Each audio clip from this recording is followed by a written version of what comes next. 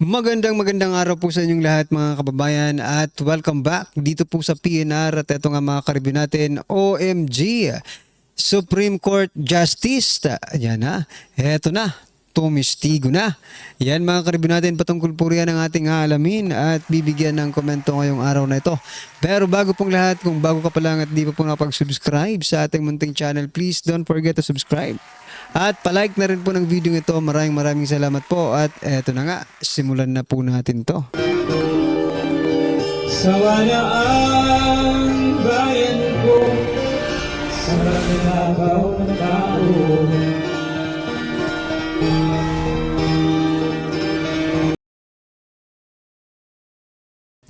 So yan mga kababayan, bago po natin muling i-play ang video ito, pasadahan po muna natin ang mga nagte-trending na mga balita dito po sa mundo ng social media. At unahin na nga po natin ito. Pinakabagong survey no sa ratings ng trust ratings ng Pangulo at Vice Presidente. Ito po ang approval para. Approval ratings. Approval ratings ni Pangulong Marcos tumaas. BP Sara bumagsak. Ayan mga kababayan, mula po ito sa Publicos Asia Incorporated. Mga karibin natin, what do you think? Sa kabila ba ng nangyayari ngayon sa ating bansa? Patuloy or tumaas ang approval ratings. Ibig sabihin mga kababayan, mas pabor or aprobado ng mga Pilipino ang ginagawa ni President Bongbong Marcos Jr. Ibig sabihin, marami ba ang natutuwa? Dahil tunit-tuniladang mga illegal na droga ang nasasakote or nakukuha nila. Di ba? Pero walang tao. Pero walang tao. Marami ba ang natutuwa dahil kaliwat kanang ang pangungutang ng ating presidente ngayon? Mukhang may mali dito. Well, anyway, depende naman po yan sa inyong paniniwala. Ano man po ang inyong paniniwala mga kaubayan, i-comment nyo na lang. Kung agree kayo na tumaas talaga or kayo ay pabor, tumataas na or tumaas ang approval ratings ni PBBM. Nako, let us know. Kung kayo naman po ay hindi naniniwala, ipaalam nyo rin no, sa ating mga kababayan through the comments section. Alright? Pero ito mga karibin natin, pangalawa po natin pag-uusapan, itong matindi. Mga imbahada, hindi lang ito isa, kasi mga imbahada na aalarma sa sunod-sunod na pagnanakaw sa mga dayuhan sa Metro Manila. Nako po. Tapos sasabihin pa ninyo, napaka-safe ng Pilipinas, lalo na sa mga turismo. Teka lang. Ito pong balita. Ikaw, Auntie Claire, di ba? Minsan sinasabi mo yan na safe ang Pilipinas. No? Crime is going down, sabi nyo. The crime rate is going down. Pati itong si Torre. Ito. Sampal po sa pagmumukha ni Claire Castro at ni General or PNP Chief Torre, ito pong nangyayari na pagkaalarma ng mga imbahada sa sunod-sunod na pagnanakaw sa mga dayuhan sa Metro Manila. Ano po ang inyong masasabi dyan mga kababayan? I-comment nyo na lang. At eto, pag-usapan din po natin tong si Abante. Bigyan lang po natin ng reaksyon kasi medyo, hindi lang medyo talagang parang eto, basahin ko muna sa inyo at bigyan po natin ng reaksyon to. Bakit marami pa ring drugs? Sabi niya po, sabi po ni Abante, bakit marami pa rin ang drugs ngayon despite the fact na noong panahon nung dating Pangulo, napakarami ng napatay. Teka lang. Nung panahon po ni dating Pangulong Duterte, dahil nga po sa sinabihan na ang taong bayan na pag hindi kayo tumigil, di ba? Lagot kayo. Pinaunahan na po sila. Di ba? Dahil po sa mga sinasabi ni Abante na napakarami ng namatay, ano po bang naging epekto noon sa ating bayan? Ano po bang naging epekto sa mga inosenteng mga tao? sa mga ordinaryong Pilipino na walang ibang alam kung di ang maghanap buhay legally, no? Legally. Naging malaya po sila. Wala silang pangamba. Naging safe po ang kanilang pakiramdam ng mga panahong yon. At nagtago yung mga gumagawa ng kalokohan sa ating bayan. Di ba? Gawin mo. Huwag ganun. Abante. Isa lang yung tinitingnan mo eh. Yung epekto hindi mo tiningnan eh. Di ba? Ano pa ang naging epekto nun mga kababayan? Kasi gusto kong unahin nung naging epekto nito at saka yung naging epekto naman nung panahon ngayon para naman matauhan itong si Abante kung ano talaga ang totoong nangyayari, di ba? Baka mamaya isa lang yung tinitingnan ni Abante dito, no? Yung mga namatay lang. Ano pa? Nagtago sila. Pahirapan po. Ang makakuha, sabi nila no? Pahirapan po ang makakuha ng illegal na droga nung panahon yon.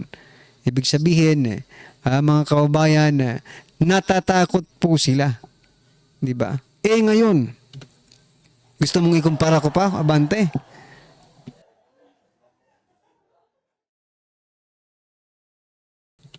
Gusto ni Abante na ikumpara po natin ang nakaraang administrasyon sa administrasyon ngayon, mga kababayan. Ano ba ngayon? Bumabaha ng droga. Sabi mo nga hindi nawala ang droga. Nandyan naman talaga yan Natakot lang sila nung panahon ni Pangulong Duterte na gumawa ng kalokohan. Pero ngayon, di ba? Binivideo pa nila yung mga ginagawa nila. Wala silang takot, di ba? Binivideo pa nila. Idinideliver na nga lang sa mga checkpoint, ibinabasura na lang sa mga tabing dagat, di ba? So ano ang gusto mo? Eto, tanungin po natin sa Abante. Ano po ang gusto mo? Ngayon, na walang war on illegal drugs, pero yan, kumakalat, malalakas ang loob. Dahil nga sa pagbabalik ng illegal na droga sa negosyo nila, eto, marami na pong nangyayari. Huldapan, patayan, di ba, gurguran, at mga inosenteng Pilipino po ang kanilang binibiktima. Di ba? Mga inosenteng Pilipino po ang kanilang binibiktima. Ibig bang sabihin, Abante, kasi human right, siya po ang namumuno dyan sa Human Rights Committee yata dyan sa sa House of Representatives, no? Ibig bang sabihin mas pinapaboran mo pa yung mga nang bibiktima kaysa po sa mga biktima, di ba? Yun lang ang gusto kong sa iyo itanong kasi ipino-point out mo lang dito, napakaraming nagurgur nung panahon ni former President Duterte pero meron pa ring droga hanggang ngayon. Hindi mo ba nakikita ang pagkakaiba noon at hanggang ngayon? Di ba? Malamang ikaw, masasagot mo po yan. Hindi ko alam kung bakit nagtatanga-tangahan ba kayo at ayaw niyong sagutin. Di ba? Sagutin niyo yung tanong na yan. Di ba? Kasi parang tinatanong mo bakit marami pa ring drugs ngayon despite the fact noong panahon ni dating Pangulong Duterte napakarami nang namatay. Sagutin mo. Kaya mong sagutin yan. Nako. Anyway, ano pong inyong masasabi dyan mga karibin natin? At eto pa, pasadahan po natin to. Sabi po dito ng Coast Guard or PCG. Mga buto ng tao sa Taal Lake, nalaman agad nila without any examination, di ba? Hindi tanim sako, bilang ng sako umabot na sa 5. Marami na palang sako mga kababayan at magkakalapit lang ng makuha ayon sa PCG. Agoy.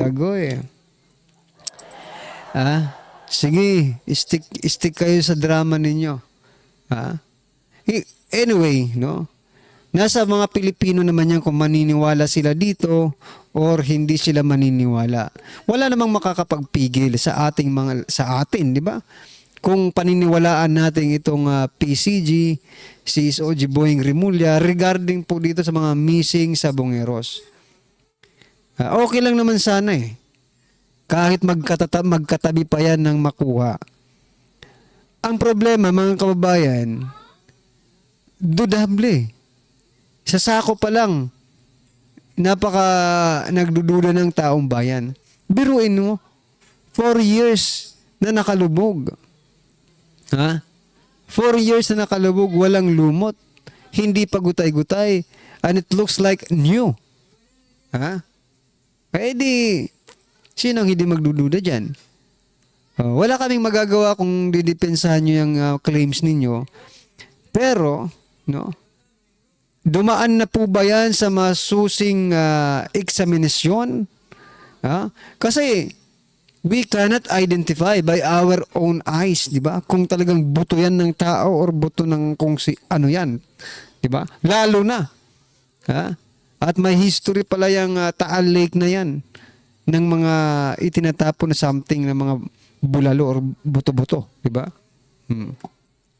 Anyway, kayo ba mga kababayan naniniwala po dito kay SOG Boying Rimulya at dito po sa Philippine Coast Guard, no, sa kanilang mga nakuha na mga buto di umano ng tao, no? Pero marami pong nagsasabi ng mga eksperto, maging mga si Ma'am Trixie Angeles, no?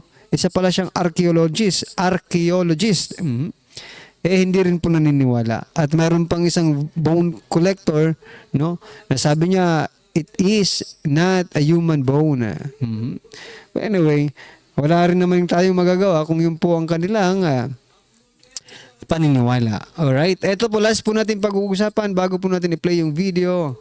Ito mga kababayan, sabi po dito ni Atty. Rowena Guanzon, ang next step, ito ay patungkol doon sa na-overdose. Ang next step ay hair follicle test lahat ng kasama ni Tantoco sa US. Naku, yari po ang First Lady. Nandun po ang First Lady mga kababayan. Teka lang, i-zoom in natin. Mahirap makita eh. Sabi po dito, dapat US gagawa para walang pressure. Yung galit sa adik, nakakulong po yung galit sa adik si former President Duterte. Yung adik malayang malaya, galit pa naman si Trump sa droga. So ang totoong pakay sa US ay subukang pigilan, inunahan sila. Bad day for Auntie Claire. Sakit sa ulo nito. Oo nga, no?